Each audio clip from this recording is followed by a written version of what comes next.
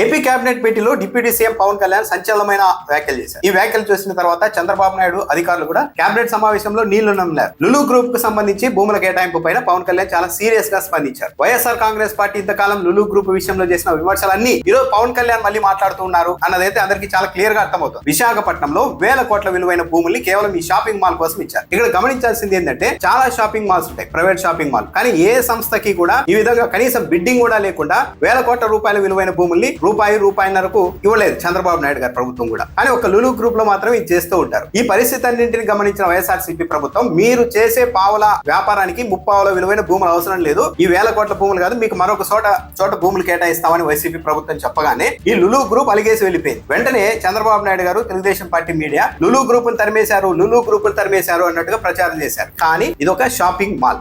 అయితే మళ్ళీ అధికారంలోకి వచ్చిన తర్వాత ఈసారి చంద్రబాబు నాయుడు గారి ప్రభుత్వం ఇంకా వేగంగా భూములు కేటాయిస్తూ వెళ్ళిపోయింది. విశాఖపట్నంలో అత్యంత విలువైన బీచ్ రోడ్ లో 13.74 ఎకరాల భూమిని కేటాయించేశారు. ఈ భూమి విలువ దాదాపు 2,000 కోట్ల రూపాయల వరకు ఉంటుంది అని చెప్తున్నారు మార్కెట్ విలువ. ఆ భూమిని అప్పగించేశారు. అంతటితో ఆగకుండా విజయవాడ ఆర్టీసీ బస్ స్టాండ్ కి సంబంధించిన భూముల్ని కూడా 4 ఎకరాలకు పైగా భూమిని కూడా లులు గ్రూప్ కు కేటాయించారు. ఆర్టీసీ నుండి స్వాధీనం కూడా చేసేసుకున్నారు. ఇంతటితో ఆగని లులు సంస్థ చంద్రబాబు నాయుడు గారి ప్రభుత్వమే కావడంతో కృష్ణా జిల్లా మల్లవల్లి వద్ద ఉన్న మెగా పార్క్ లో తమకు 7 ఎకరాలకు పైగా భూమిని కేటాయించాలని మరీ దరఖాస్తు పెట్టుకుంది. దాని ప్రతిపాదనే నిన్న కేబినెట్ భేటీ ముందుకు వచ్చింది. కేబినెట్ భేటీలో ఈ అంశం రాగానే నాదెండ్ల మనోహర్, పవన్ కళ్యాణ్ ఇద్దరు ఈ లులు గ్రూప్ కు సంబంధించి పలు ప్రశ్నలు సంధించారు. మెగా ఫుడ్ పార్క్ లో 7.48 ఎకరాల భూమిని కేటాయిస్తున్నారు.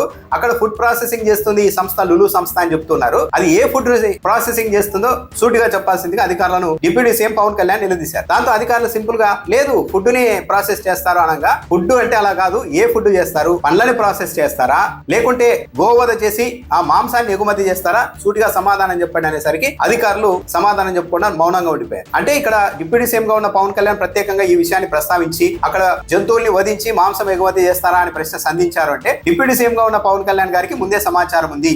ఈ లులు సంస్థ అక్కడ ఏదో గోవధశాల లాంటిది నిర్వహించి ఫుడ్ పేరుతో మాంసాన్ని ఎగుమతి చేయబోతుందన్న సమాచారం ఉండబట్టే పవన్ కళ్యాణ్ ఈ అంశాన్ని కేబినెట్ లో ప్రస్తావించారు అన్న చర్చ కూడా నడుస్తుంది. అప్పుడు చంద్రబాబు నాయుడు గారు వెంటనే జోక్యం చేసుకుని లేదు మామిడి పళ్ళు, ఈ దానిమ్మ పళ్ళు, బొప్పాయి లాంటి పళ్ళను అక్కడ ప్రాసెస్ చేస్తారు అంటూ పరిస్థితిని సరిదిద్దే ప్రయత్నం చేశారు. ఆ తర్వాత నాదెండ్ల మనోహర్ జోక్యం చేసుకుని అసలు ఈ భూములు ఏ ప్రాతిపదికన కేటాయిస్తున్నారు ఈ లులు గ్రూప్ కి, అసలు రెంటల్ అగ్రిమెంట్ లో సడలింపులు ఎందుకు ఇచ్చారు, ఈ సంస్థ ఇస్తున్న ఉద్యోగాలని నేను కూడా వరుస పెట్టి ప్రశ్నించారు. జగన్మోహన్ రెడ్డి హయాంలో లులు గ్రూప్ ను తరిమేశారు అంటూ మళ్ళా ఆవు కథ వినిపించే ప్రయత్నం చేశారు. అంటే జగన్మోహన్ రెడ్డి హయాంలో దీన్ని తరిమేశారు కాబట్టి దాన్ని వెనక్కి తెచ్చుకోవడానికి మేము ఈ సడలింపులన్నీ ఇస్తున్నాము అన్న ఒక అభిప్రాయాన్ని కలిగించేందుకు అనగాని సత్యప్రసాద్ ప్రయత్నించారు.